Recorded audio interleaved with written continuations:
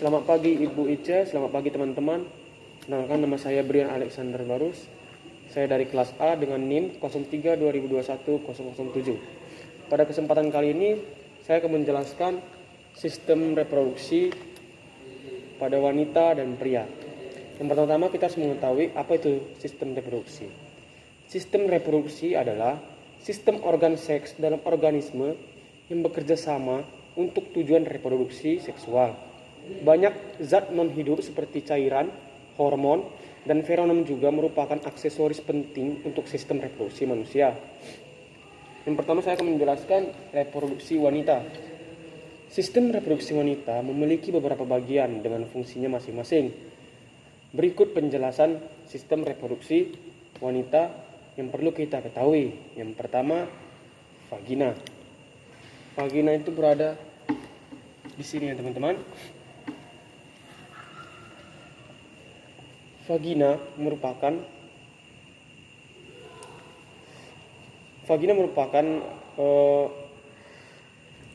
banyak yang mengira bahwa vagina bisa diamati dengan mata telanjang. Hal tersebut salah kaprah. Jadi vagina ini berada di dalam tubuh sehingga Anda atau kita semua tidak bisa melihatnya secara langsung. Bagian yang bisa kita lihat ketika menghadap ke alat genital dinamakan vulva. Jadi bukan vagina ya teman-teman.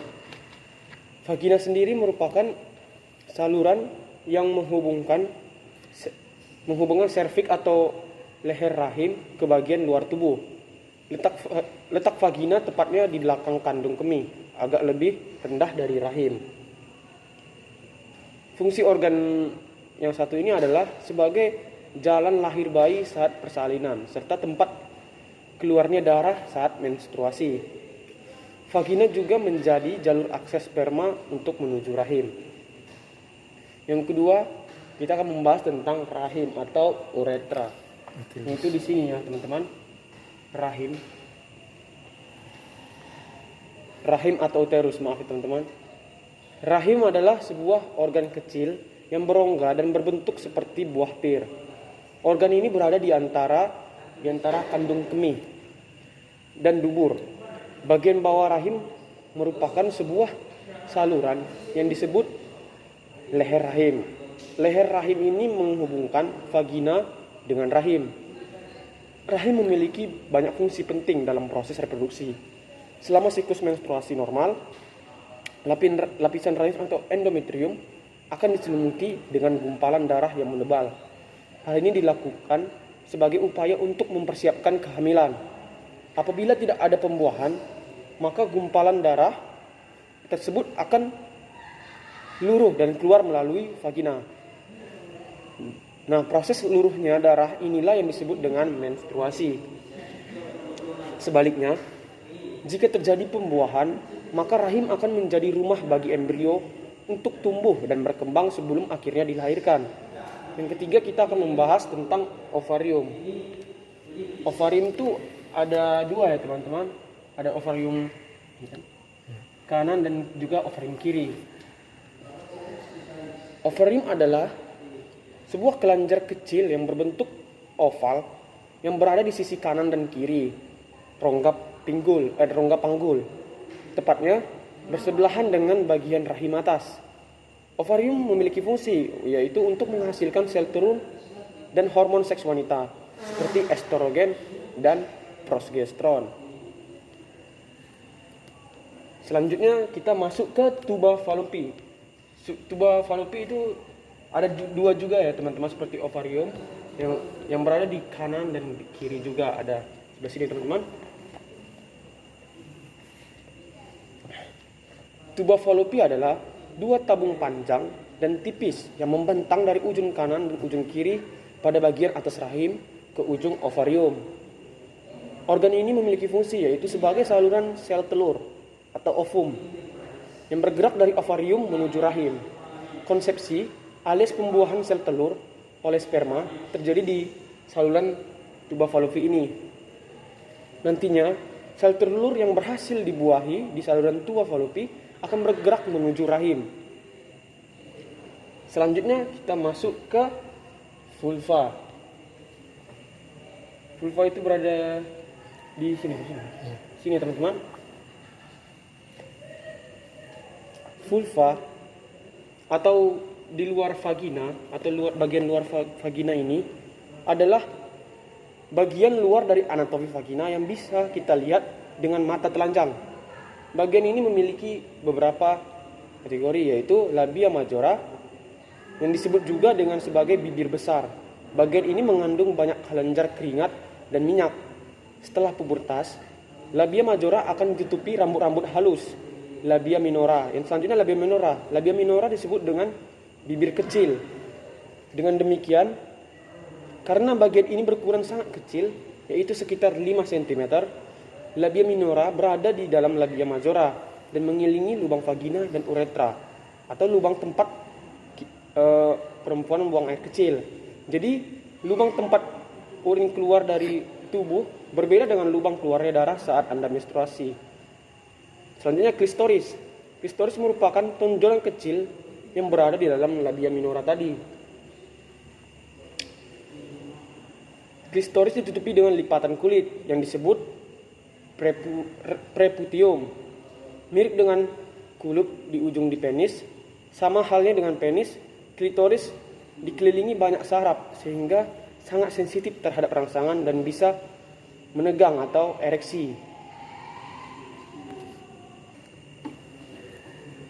Selanjutnya kita masuk ke organ reproduksi pada pria. Berdasarkan letaknya, organ reproduksi pria ini terbagi dalam dua bagian, yaitu eksternal dan internal. Yang pertama, eksternal. Organ reproduksi pria bagian luar yang terdiri dari 3 organ, yaitu penis. Penis itu yang ini teman-teman. Ini penis. Selanjutnya yaitu skrotum atau kantung zakar. Itu ya ini teman-teman. Dia membungkus buah zakar ya teman-teman. Selanjutnya yaitu testis. Ini testis ya teman atau buah zakar. Selain sebagai organ seksual pada pria, penis juga berfungsi sebagai jalan keluarnya urin dari tubuh melalui saluran yang disebut uretra. Sedangkan skrotum bertindak sebagai sistem kontrol suhu pada testis. Suhu pada testis erat kaitannya dalam memproduksi sperma yang sehat. Selain memproduksi sperma, testis juga berfungsi untuk menghasilkan hormon testosteron yang merupakan hormon utama pada pria. Selanjutnya organ internal atau organ dalam pada pria.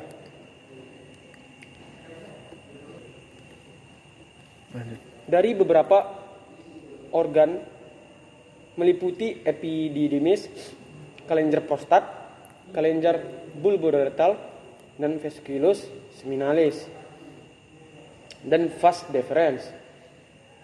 Epididymis berfungsi untuk menyimpan sel sperma yang diproduksi di testis dan mengangkut sperma yang belum matang menuju tabung vas deferens agar menjadi sperma matang. Vas deferens sendiri adalah tabung yang berfungsi untuk mengangkut sperma matang menuju uretra, yakni saluran yang membawa urin atau sperma keluar tubuh dalam persiapan untuk ejakulasi. Sedangkan vesicula seminalis berfungsi sebagai penghasil cairan fruktosa yang digunakan sperma sebagai sumber energi ketika beraktivitas. Selanjutnya kelenjar prostat. Kelenjar prostat berkontribusi dalam memberikan cairan tambahan untuk proses ejakulasi. Cairan prostat juga membentuk sperma agar tetap sehat. Sementara itu kelenjar bulboretar berperan dalam menghasilkan cairan yang berfungsi untuk melumasi uretra dan menetrasi keasaman yang mungkin ada karena tetesan sisa urin. Jadi sel bulboretar itu ada di sini ya teman-teman. Di sini. Dan prostat itu ada di sini teman-teman. Kelenjar prostat ada di sini. Dan vas deferens itu ada di sini teman-teman. Dan epididymis ada di sini teman-teman.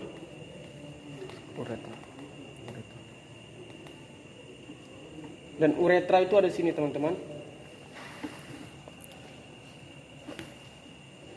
Baik, seluruh organ reproduksi pria ini berperan penting dalam setiap tahapan proses reproduksi, mulai dari pembuahan hingga terjadinya kehamilan.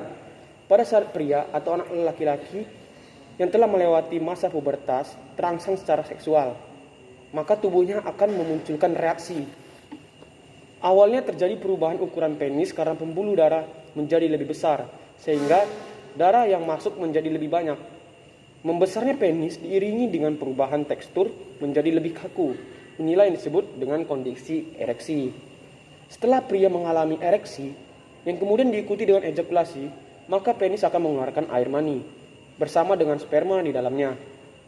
Dalam setiap kali ejakulasi, volume air mani yang dikeluarkan adalah 2,5 hingga 5 ml. Tiap mililiter mengandung lebih dari 20 juta sperma. Setelah sperma memasuki vagina, maka sperma akan terus bergerak menuju leher rahim hingga sel telur untuk mencapai proses pembuahan dan akhirnya terjadi kehamilan. Yaitu kita harus masuk ke proses pembentukan sperma atau spermatogenesis, yang artinya adalah proses pembentukan sel sperma di dalam testis pria. Spermatogenesis sendiri berasal dari kata spermato yang memiliki arti yang berarti pembelahan.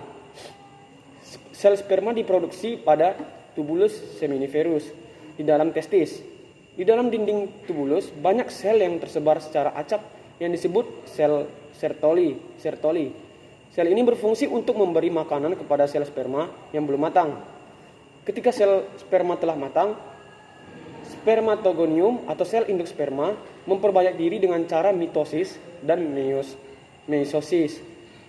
Dari spermatogonium, sel sperma akan berubah menjadi spermatosit primer secara mitosis. Setelahnya, spermatosit primer membelah secara meiosis menjadi spermatosit sekunder yang berukuran sama. Melalui tahap meiosis kedua, spermatosit sekunder membelah diri lagi menjadi 4 spermatid yang sama bentuk dengan ukuran. Spermatid merupakan tahap akhir sebelum akhirnya berubah menjadi sel sperma yang matang atau spermatozoa dan siap dikeluarkan bersama dengan air mani ketika seorang pria mengalami ejakulasi. Satu sel benih yang belum matang membutuhkan waktu hingga 74 hari untuk mencapai kematangan akhir.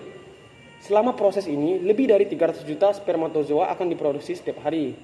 Tetapi, dari jumlah sebanyak itu, hanya ada sekitar 100 juta sel sperma yang berhasil matang dengan sempurna pada proses akhir. Selanjutnya tahapan dari oogenesis, yaitu yang pertama itu fase pembelahan dan penggandaan. Oogenesis ini dimulai dengan fase mitosis dan meiosis. Jika pada meiosis yang merupakan proses pembelahan sel dan menghasilkan 2 gamet atau yang identik, pada proses meiosis adalah pembelahan sel yang menghasilkan 4 gamet dan masing-masingnya memiliki jumlah kromosom setengah dari sel induk. Yang kedua fase perkembangan. Pada fase ini, pembelahan sel telur pertama pada oogenesis ini terjadi perkembangan sitoplasma atau bagian sel yang tidak seimbang. Karenanya ada satu oosis yang punya banyak sitoplasma, ada pula yang tidak memilikinya. Oosit yang memiliki banyak sitoplasma berukuran lebih besar daripada yang tidak.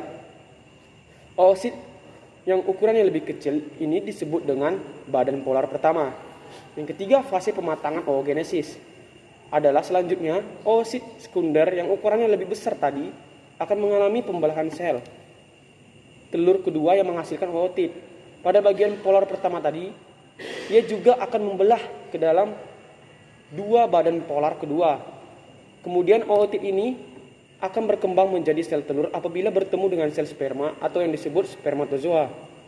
Maka dapat dikatakan bahwa ovulasi terjadi saat oosit telah mencapai tahap perkembangan ootit. Yang setelah pembuahan, ootit telah melewati tahap akhir pematangan dan menjadi sel telur. Oogenesis adalah proses penting yang terjadi pada sistem reproduksi wanita. Baik, terima kasih atas perhatiannya. Sekian dari Sekian dari penjelasan saya tentang sistem anatomi dan fisiologi reproduksi pada manusia, yaitu pada wanita dan pria. Jika ada kesalahan saya mohon maaf. Semoga bermanfaat. Selamat pagi.